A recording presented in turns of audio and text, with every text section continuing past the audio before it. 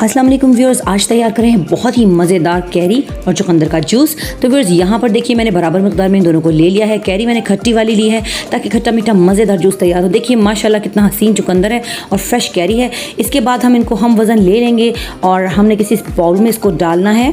इसके बाद हम इसमें शामिल करेंगे 2 टेबलस्पून शक्कर के, चीनी मत डालिएगा। और इसके बाद एक चुटकी नमक, काली मिर्च और काला नमक मैं यहाँ इसमें शामिल कर रही हूँ।